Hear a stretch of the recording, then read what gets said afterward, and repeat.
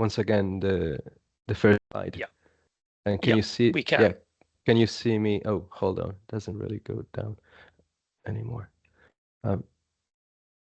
Okay, what if I change slide like this? Does it work? That's fine. That's Okay. fine. Okay. So Cool.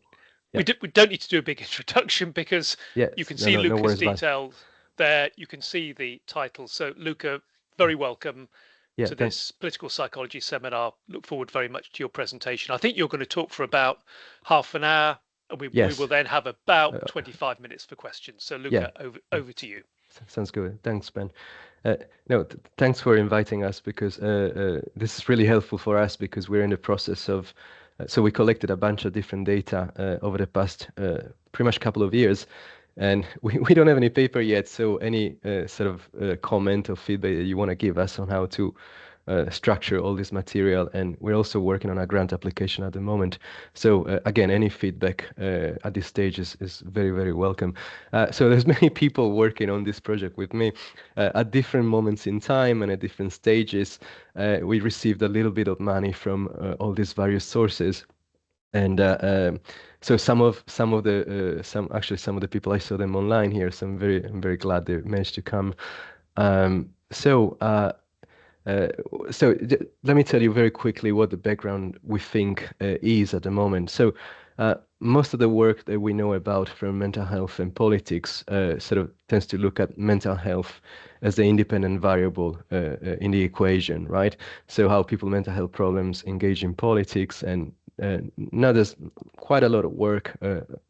So it's not just about reducing voting as the early papers used to show.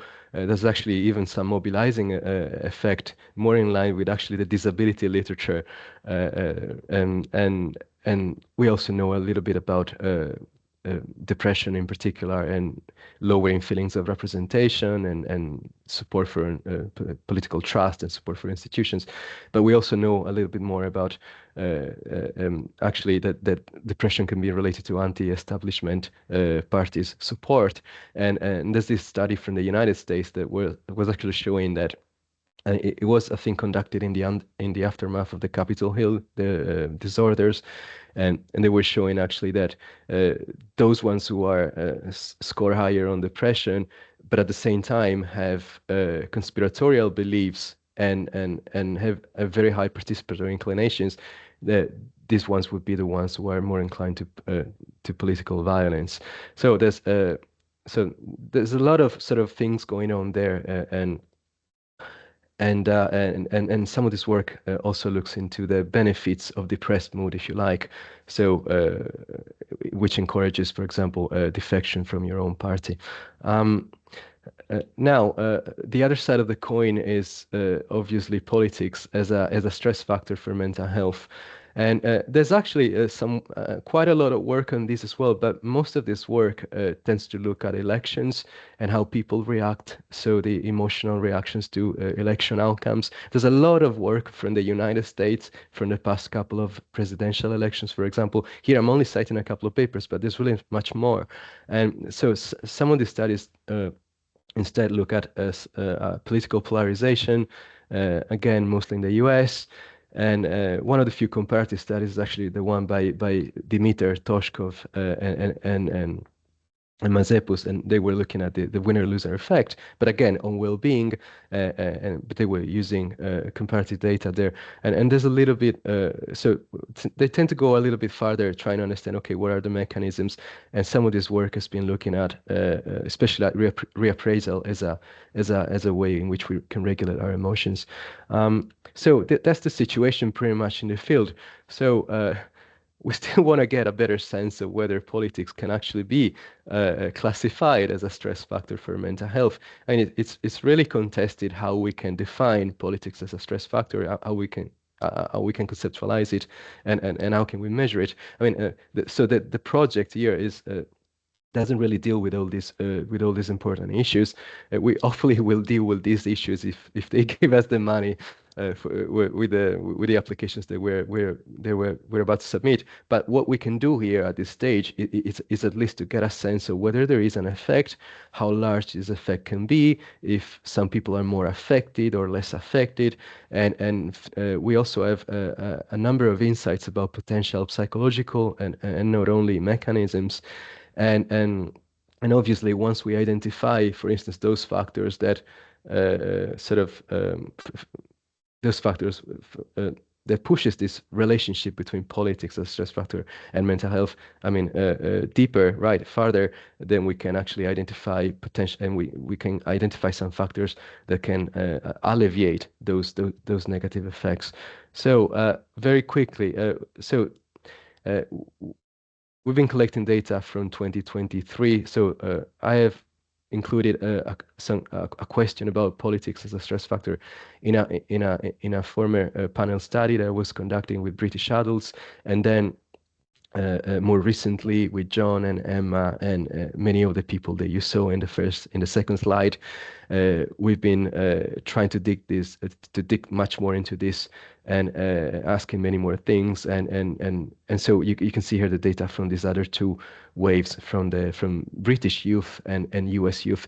The big difference in the N that you can see between the prolific panel from the UK and the prolific panel from the US is that we pretty much we ran out of money for the big survey in the US. So at the same time, what we were doing was to conduct this daily diary approach to monitor people's moods every day, right before and right after the UK and the US elections. So some of the questions about politics as a stress factor and mental health and some of the mechanisms, we've been able also to ask them in this very sort of a shorter and smaller surveys. So the bulk of the evidence that I will present now comes from these three sets of data sets.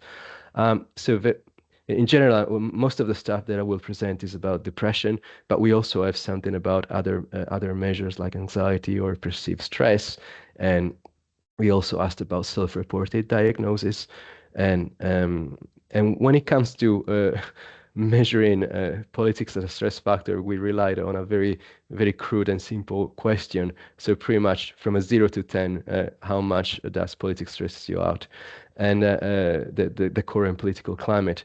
Um, we also asked people about so what they meant by politics as a stress factor, and we're still in the process of analyzing this qualitative information. But we have a bunch of we have a bunch of different things here. And actually, when this is me just going through the rows of the data set, so not really a systematic analysis yet. But you can see that this is from the British youth sample. There's many things that young people think about when they think of sort of an important issue in the country that they think that stresses them out. And so you can see that some of this is about policy content, some of this has nothing to do with policy, it's more about attitudes towards government and so on and so forth. And actually some people have no idea what to say as well. So there's a lot of variation. And this resembles a little bit also what I was finding because we also asked this open-ended kind of question in the British adult sample.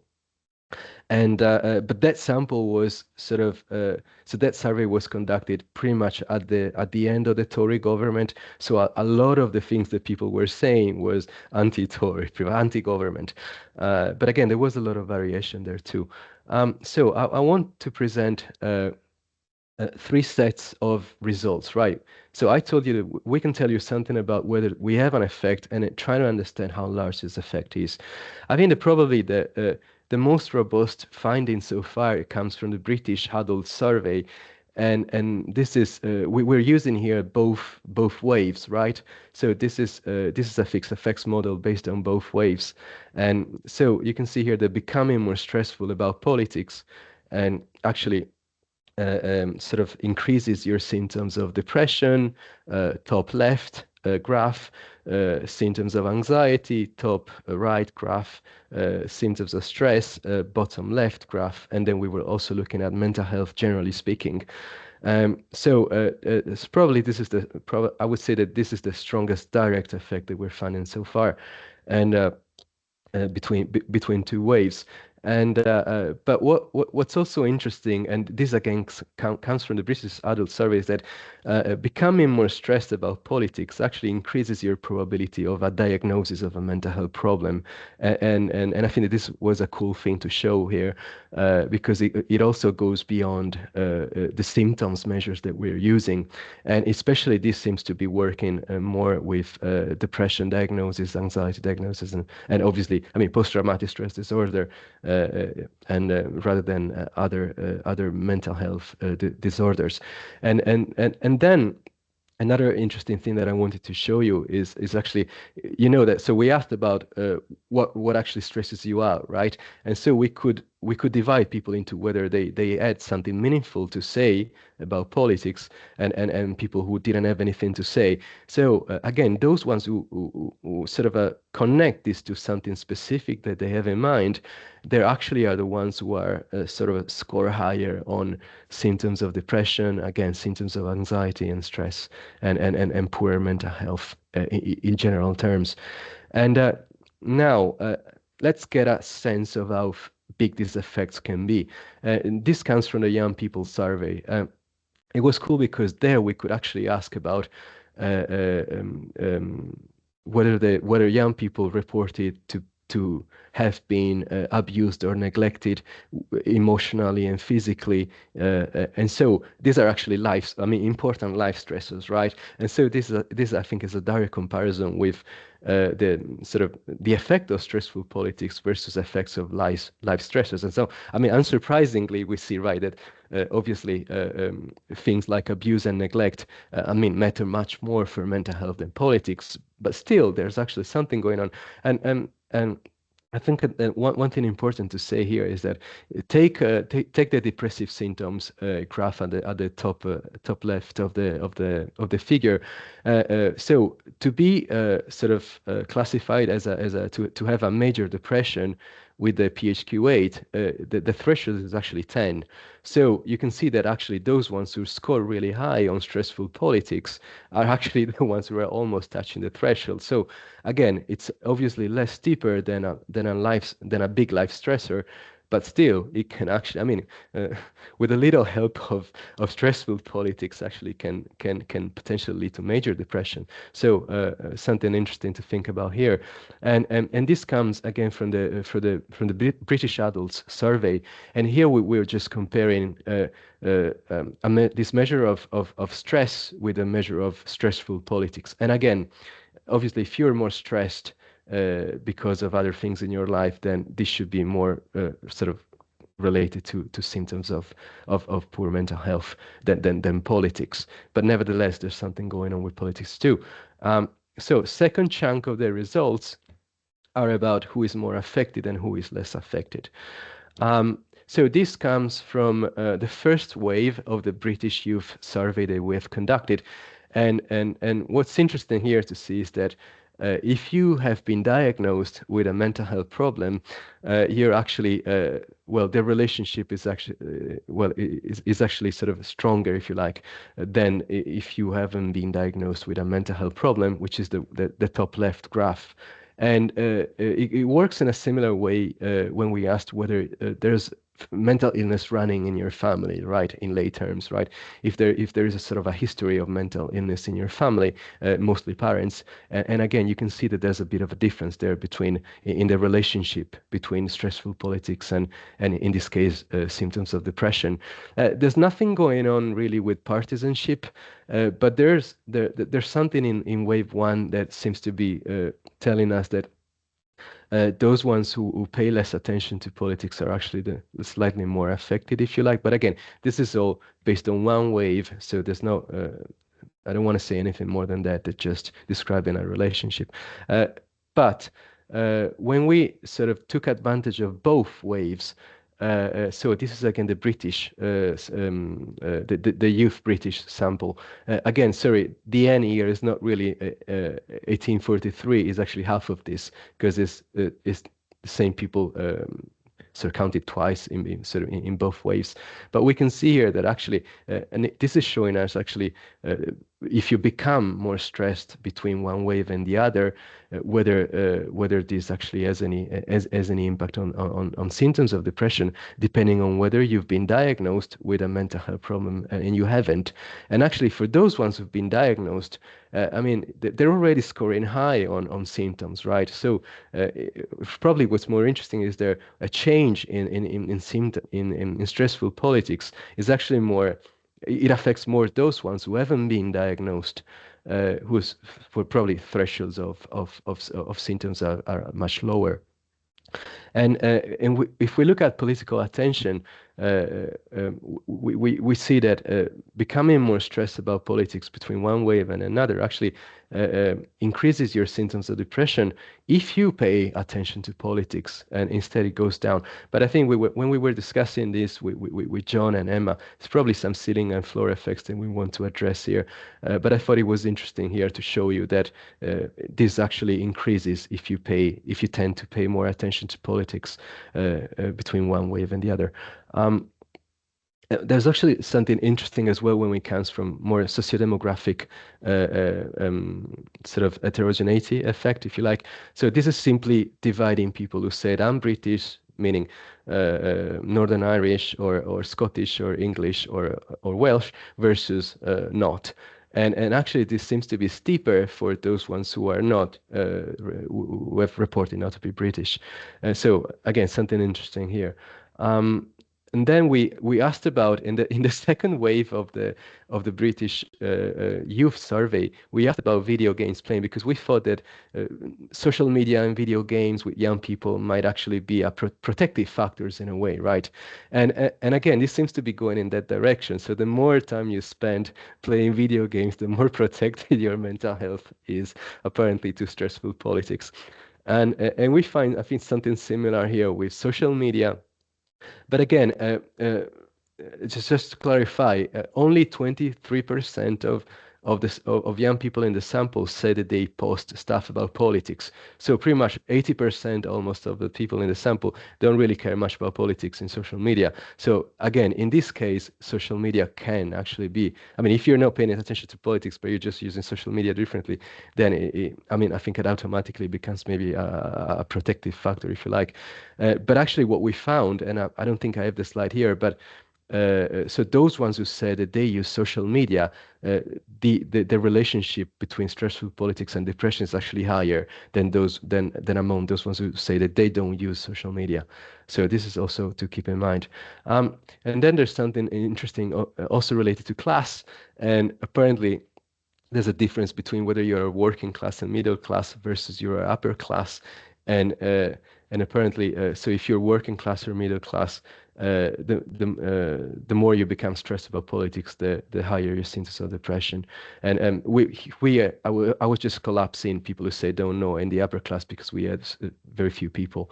Um, um, and then just a couple of things more about heterogeneous effect. This comes from the US because I also told you that we also have data from the US, so I wanted to show you something about this too. And again, it seems to be working in a similar direction than the UK youth sample. So the more attention you pay to politics, the sort of the steeper the relationship would be. And finally, there was something interesting that we found with this when we were asking young people about uh, their perception or where they stand on the socioeconomic status. So whether they think they are at the bottom of the scale, at the bottom of the ladder, or whether they think they are at the top of it. And apparently, if you think that you are kind of well off, uh, this is for these people, apparently stressful politics becomes a problem for mental health. So I, I don't know what to take from this. Maybe I'm not sure if stressful politics can be a problem for wealthy people more than non-wealthy people, but um, so maybe non-wealthy people maybe they're more important things to think about in their life than politics. But this is my take. And finally, there was something interesting with the feeling thermometers for the Democratic Party. So the relationship sort of is positive and significant if you feel warmer towards the Democratic Party. And again, but most of the actually, this is a really biased sample in the US because the majority of the respondents are actually left-leaning or supporting the Democratic Party. A couple of more things about other types of vulnerabilities, because I told you that we have a bunch of psychological measures there. So this is coming from the British Adults survey. Again, so we were there. We were able to ask about how people regulate their emotions, and so we were able to ask about reappraisal and suppression. So reappraisal would be a positive way in which we regulate our emotions. Suppression would be a maladaptive or a negative way, if you like. So apparently, if you are low on reappraisal and if you're high on suppression, the relationship is actually stronger for you. And so we can think about, I mean, when it comes to thinking about, okay, what we can recommend, right?